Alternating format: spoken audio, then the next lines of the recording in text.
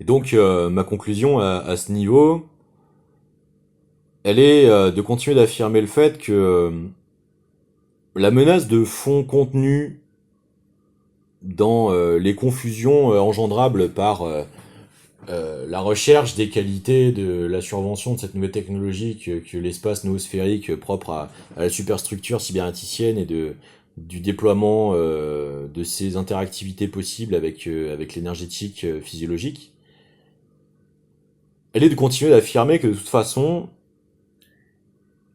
la clé de fond finale des processus de sublimation, des afflictions quelles qu'elles soient qui pourront être espérées être servies par la dotation et le développement des capacités supplémentaires de ces outils, elle ne se fera pas de toute façon dans l'uniformisation des choses, jamais. Euh, les standards de référence ne sont que des repères de bienfaisance, par exemple dans la question des étalons, hein, que ce soit en médecine, euh, en mathématiques, en géologie, en physique. Vous avez un moment besoin d'établir des invariants et des fondés euh, pour euh, assurer de distinctions nécessaires de qualité de référence. Mais c'est pas parce que à ce moment-là vous voudriez alors mettre en jeu des requalitivisations que l'objectif final sera des ramenages systématiques à des uniformisations, c'est-à-dire l'omniprésence de l'imperçu et de l'impensé, du rôle du backup, de la sauvegarde et du retour au point de sauvegarde dans les effets pervers de la cybernéticisation. Parce que on le voit déjà dans l'impact que ces technologies ont sur le système physiologique lui-même, avec les effets de calibrage des régimes impulsionnels animant les structures physiologiques. Hein. La question des effets, des géométries, des missions, des architectures, des équipements sur les perturbations observables sur les électroencéphalogrammes, par exemple, des sujets exposés. Au type de rayonnement émis par ces architectures et ce genre de choses. C'est question des démontrabilités par différents monitoring.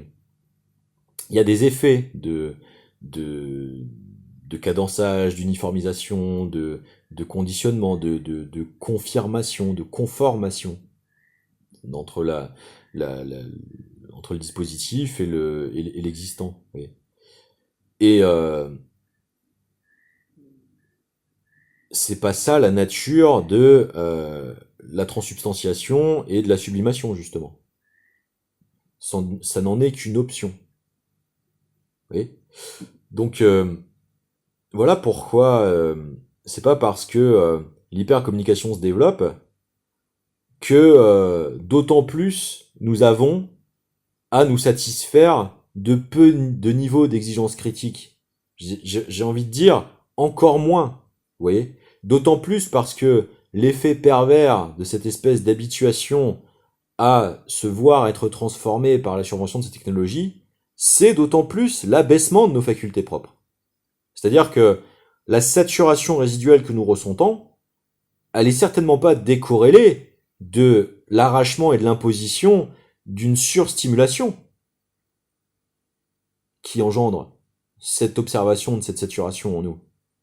Donc si vous voulez, c'est d'autant plus en réalité la raison de savoir que nous avons à être d'autant plus exigeants sur les qualités en fait critiques de maîtrise de ce que nous faisons avec tout ceci. C'est ça le grand le grand mensonge structurel contenu dans ce débordement ontologique pratique par la commerciabilité de l'équipement technologique sur les fondamentalités en fait de légitimité d'imposition à l'organisation sociale. Hein, c'est comme la naissance du MP3 trop compressé, trop vite, trop grand public, trop vite, qui a tendance à détruire dans de mauvaise qualité de compression l'élasticité, la plastique durable du rôle des oreilles. physiologiquement, puisque ne permettant plus les micro-repos entre les cycles de pression-dépression acoustique, à cause du trop haut taux d'échantillonnage de haute compression basse qualité restitué par ce type d'encodage par les fichiers sur l'effet mécanico-acoustique derrière de restitution, si vous voulez. C'est tous les grands acousticiens spécialistes de la question hein, sur l'audio et de fidélité vous en parleront. Euh, il y a des effets comme ça où la question c'est pas le capitalisme, la question c'est le primat de la réification de la lucrativité à court terme sur les enjeux de profondeur de société, si vous voulez. C'est que euh, il y a un problème de base, de fond, d'organisation sociétale préalable qui fait que l'économie de la naturalité incompressible, irréductible des naturalités à l'existence ne permet plus en fait de permettre, dans une certaine mesure, au principe de précaution, d'animer la compétence de la décision politique. Au sens d'exercice des mandats, hein, pas de légitimité politique des peuples à les revendiquer. Et donc, si vous voulez, il y a des effets pervers dans les appareillages institués. Donc c'est ça le problème de fond. Et cette question, elle est celle justement des véritables effets pervers du débordement par ces superstructures sur le champ sociétal actuel, contemporain.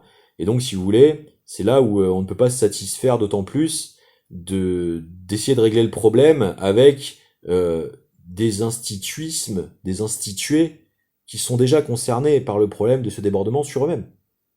Donc voilà pourquoi c'est une formidable voilà pourquoi c'est une formidable occasion de pouvoir à ce moment-là voir dans la situation du drame avoir été laissé subir en réalité par la figure de Loana et d'autant plus l'envergure de sa figure publique, de sa personne publique. Et donc je trouvais que c'était un très bon moment pour pouvoir remettre les choses quand même en visibilité de cette manière.